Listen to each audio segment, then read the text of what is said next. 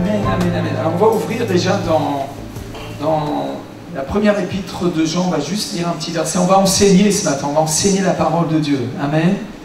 On a vraiment besoin d'être dans la parole ce matin. Gloire à Dieu. Et on va dans la première épître de Jean. Et déjà au chapitre 5, j'aimerais lire un verset qui nous interpelle.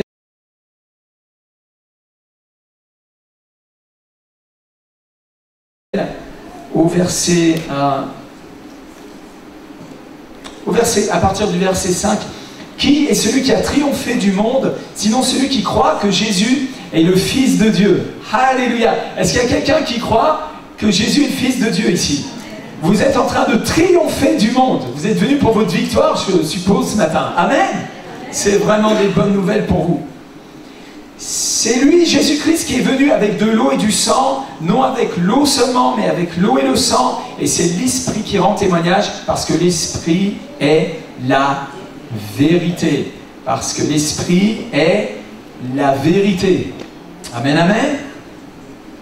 Car il y en a trois qui rendent témoignage, l'Esprit, l'eau et le sang, et les trois sont d'accord. Si nous recevons le témoignage des hommes, le témoignage de Dieu est plus grand, car le témoignage de Dieu consiste en ce qu'il a rendu témoignage à son Fils. Est-ce que quelqu'un croit que Dieu a rendu un véritable témoignage à son Fils ici? Amen. Écoutez bien, qu'est-ce qu'on va faire de ce témoignage maintenant? Celui qui croit au Fils de Dieu, vous êtes toujours là à croire au Fils de Dieu? Celui qui croit au Fils de Dieu a ce témoignage en lui-même. Le témoignage que Dieu a rendu à son Fils, il l'a mis en nous-mêmes. Vous êtes avec moi ce matin? Est-ce que vous croyez la vérité? Celui qui ne croit pas Dieu le fait menteur. Est-ce qu'il y a quelqu'un qui veut faire mentir Dieu ce matin? C'est une grande folie, hein? De faire Dieu menteur. C'est une grande folie.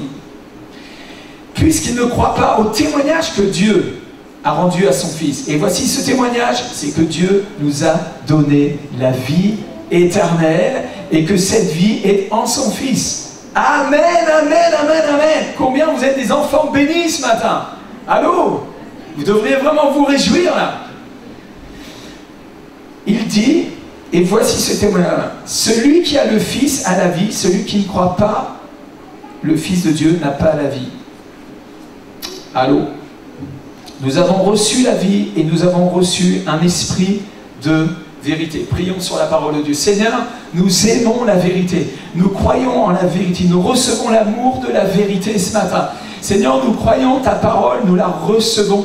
Et nous voulons être enseignés dans ta parole ce matin. Nous voulons être enseignés, Seigneur, sur les véritables fondements de ta parole. Père, je prie maintenant, dans le nom de Jésus, que tout esprit contraire à l'esprit de vérité soit maintenant lié. Au nom de Jésus-Christ de Nazareth, et que les chaînes tombent ce matin, que les captifs soient libérés, que les opprimés soient renvoyés libres, que les prisonniers soient délivrés de leur prison, que les aveugles voient, que les sourds entendent, que les cœurs brisés soient guéris, que toute personne qui est captive soit libérée ce matin, Père, dans le nom de Jésus. Et aussi au travers de cette vidéo, que les gens soient libérés par la vérité. Ta parole est la vérité, et l'Église dit Amen. Ok, maintenant qu'on est fondé sur la parole, ouvrons la parole du Seigneur. Dans Jean, au chapitre 8, au verset 31 à 33, il dit aux Juifs qui avaient cru en lui, si vous demeurez dans ma parole, si vous demeurez dans ma parole, la parole de Jésus-Christ, Amen, si vous demeurez dans ma parole, Amen, vous êtes vraiment mes disciples. Je ne sais pas s'il y a des gens parmi nous qui sont vraiment les disciples de Jésus. Peut-être, vous croyez en Jésus-Christ. Ces Juifs-là croyaient en Jésus-Christ. Ils ont cru qu'il était le Fils de Dieu. Ils ont cru en lui. Mais Jésus va leur dire, si vous demeurez dans ma parole, vous serez réellement mes disciples. Hein? Il y a des gens qui sont des disciples de Jésus-Christ, mais ils ne sont pas réellement des disciples de Jésus-Christ. Et il y en a plein les églises, partout dans le monde, et même en France. Alléluia! Je veux être un véritable disciple. Donc je vais demeurer dans la parole du Seigneur. La parole du Seigneur, ce n'est pas une doctrine religieuse. C'est une parole révélée, c'est une parole vivante. Cette parole est vivante, efficace, plus tranchante qu'un glaive à deux tranchants. Dites oui, dites Amen.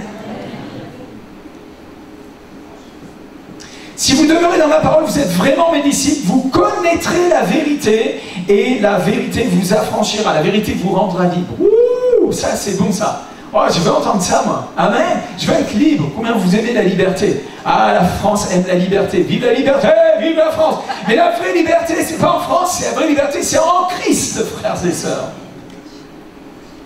Là où est la vérité, il y a la liberté. Là où la vérité ne peut pas être annoncée librement, il n'y a plus de la liberté. Là où est l'Esprit du Seigneur est la liberté. Amen, amen. Or, le Seigneur, c'est l'Esprit. Et là où l'Esprit du Seigneur est la liberté, l'Esprit est un esprit de vérité. Nous venons de le lire. Vous connaîtrez la vérité vous affranchira. Regarde un peu ce qu'il raconte là. Ces Juifs-là, il lui répondirent, nous sommes la postérité d'Abraham et nous ne fûmes jamais esclaves de personne. Comment, dis-tu, vous deviendrez libres? C'est fou. On peut être tellement religieux et être complètement aveugle sur notre propre esclavage. Ils étaient les fils d'Abraham, oui, amen. Mais ils étaient esclaves et Jésus va leur répondre dans le passage suivant, dans le verset suivant, vous pouvez lire dans votre parole, qu'ils étaient esclaves en fait du péché. Chacun est esclave de ce qui a triomphé de lui, et si le péché a triomphé de toi, tu es esclave du péché. Que tu sois catholique, protestant, évangélique, tu peux me la sortir en rap, en musique classique, tout ce que tu veux. La vérité, c'est que le péché doit être détruit dans ta vie. Dites Amen et Alléluia. J'ai une bonne nouvelle pour vous. Je suis venu avec des bonnes nouvelles. Alléluia. 1 Jean chapitre 3, à partir du verset 4, lisons les Écritures. Quiconque pêche transgresse la loi. Et le péché est la transgression de la loi. Or, vous le savez, Jésus a apparu pour nous faire des clubs de chrétiens. Pardon, excusez-moi. Or, vous le savez, Jésus a apparu pour ôter les péchés. Et il n'y a point de péché en lui. Alléluia, on a un leader qui a vaincu la mort, qui est ressuscité, et il n'y a point de péché en lui. Waouh! Quiconque demeure en lui ne pêche point. J'ai vraiment des bonnes nouvelles pour vous. Si vous demeurez en lui, c'est-à-dire si vous demeurez dans sa parole, si sa parole demeure en vous, amen, vous allez véritablement vaincre le péché. C'est pas moi qui le dis, c'est les Écritures. J'ai vraiment des bonnes nouvelles pour l'Église de Jésus-Christ. Tu n'es pas obligé de rester avec tes chaînes. Or, vous le savez, Jésus est apparu pour ôter les péchés, et il n'y a point de péché en lui. Quiconque demeure en lui ne pêche point. Quiconque pêche ne l'a pas vu et ne l'a pas connu. Plusieurs, vous allez le connaître et le voir ce matin. Vous êtes fait pour voir le Seigneur. Dis à ton voisin, t'es fait pour voir le Seigneur. Il veut que tu le vois. Tu es fait pour voir le Seigneur, pour le contempler dans sa gloire. Et quand on le voit, on est transformé en la même image. On le contemple et on est transformé en la même image de gloire en gloire. Tout ce qui est pourri à l'intérieur est ôté et à la place il met sa grâce, sa vie, sa bonté, son identité de fils glorieux. Amen, amen, amen, amen. Quelqu'un est béni ce matin? Petits enfants, que personne ne vous séduise. Celui qui pratique la justice est juste comme il est lui-même juste. Je vous le dis, il y a beaucoup de séduction dans cette fin des temps. Et les prophètes l'ont annoncé, les prophéties l'annoncent à la fin des temps. Ça va être waouh, ça va être des jours difficiles. Et nous avons besoin d'augmenter d'être sobres, de rechercher encore plus en réalité la vérité. Et de marcher dans la droite ligne de la parole de Dieu pour ne pas nous laisser séduire. Et celui qui pratique la justice est juste comme lui-même est juste. Wouh! Saint-Esprit, continue ton œuvre.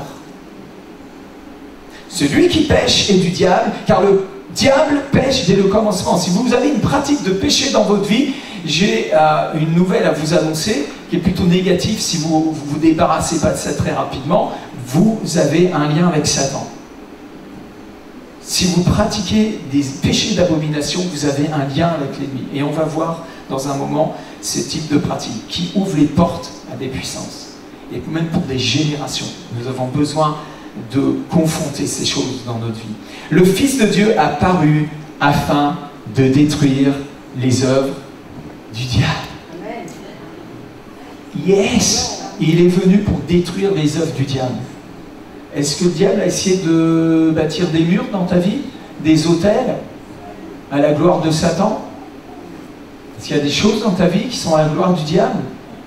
Ce sont des œuvres de ténèbres.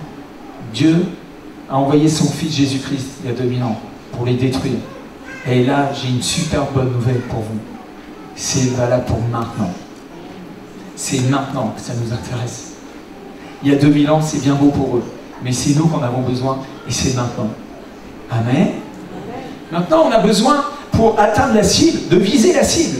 Parce que si vous prenez votre mitraillette et vous faites comme ça, peut-être vous allez en atteindre un ou deux, mais on a besoin de cibler. Une véritable armée est une armée stratégique et qui va quand même commencer à d'abord envoyer des espions pour essayer de voir où sont les points de faiblesse de l'ennemi et là où il a mis sa forteresse. Et nous avons des armes spirituelles puissantes en Dieu pour détruire les forteresses du diable. Alléluia.